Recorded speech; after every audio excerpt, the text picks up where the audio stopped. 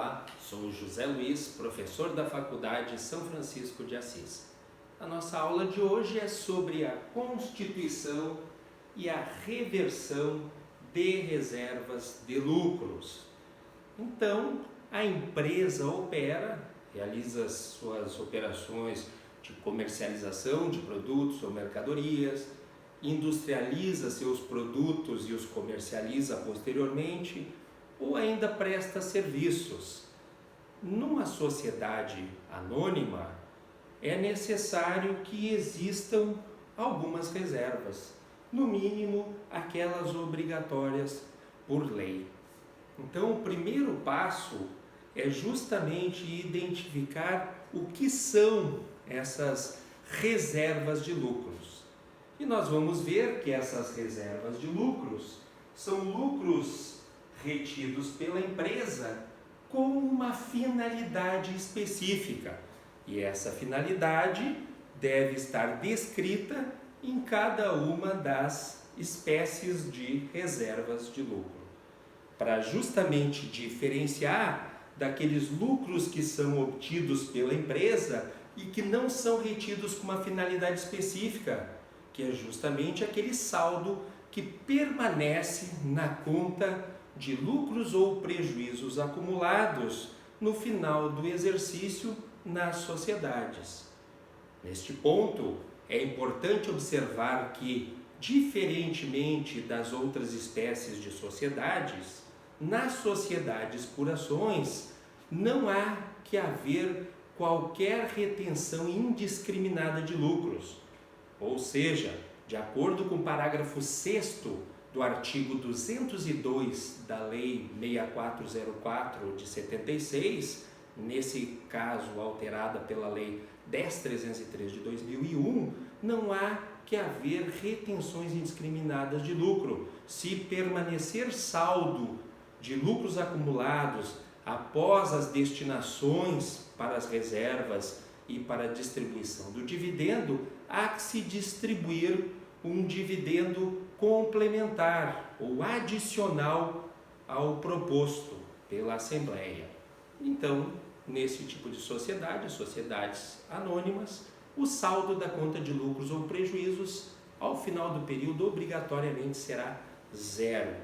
Diferentemente de uma sociedade por cotas de responsabilidade limitada, que não tenha essa obrigatoriedade de distribuir cotas ou dividendos ou distribuição de lucros ou ainda juros sobre o capital próprio, que a fim de zerar a conta de lucros acumulados. Então, nas sociedades por ações não há que se falar em saldo de lucros ou prejuízos acumulados. Haverá um saldo zero ou prejuízos acumulados, se for o caso. Já nas outras espécies de sociedade, não. Pode haver, então, um saldo de lucros acumulados, que será, então, considerado uma retenção de lucros sem uma destinação específica, que é justamente o que diferencia das reservas de lucro, que também são retenções de lucros, mas com uma destinação específica. Muito bem, como exemplos de reservas de lucro, nós temos na lei das SAs a reserva legal, a reserva estatutária, a reserva para contingências e a reserva de retenção de lucros. Durante esse semestre, nessa disciplina de contabilidade societária, nós vamos ver então cada uma dessas reservas no detalhe. É importante observar também o caput do artigo 189 da Lei 6404 de 76, que trata da dedução de prejuízos acumulados.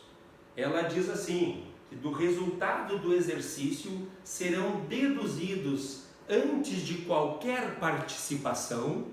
Nesse ponto é importante observar que na lei das SAs, quando ela trata das participações estatutárias de debêntures, empregados, administradores e partes beneficiários, ela cita participações estatutárias no texto legal, enquanto que quando ela observa, da mesma forma que a gente está vendo aqui no artigo 189, a expressão participações, ela é mais ampla. Ela diz respeito, então, a não só as participações estatutárias, mas também as retenções nas reservas e para distribuição de dividendos. Então, voltando aqui, do resultado do exercício serão deduzidas antes de qualquer participação os prejuízos acumulados e a provisão para imposto de renda. A provisão para imposto de renda o legislador poderia até omitir, porque para se obter o lucro líquido do exercício já foi abatido a provisão para imposto de renda. Assim, nenhuma participação, dividendo ou reserva de lucros, cuja base de cálculo seja o lucro líquido do exercício, será então constituída, sem que antes se absorvam primeiramente os prejuízos acumulados. Isso significa que, se a base de cálculo da participação é o lucro líquido do exercício, eu vou ter que pegar o lucro líquido do exercício e abater os prejuízos contábeis acumulados antes de pagar qualquer participação estatutária ou ainda antes de constituir qualquer reserva de lucros ou ainda pagar dividendos.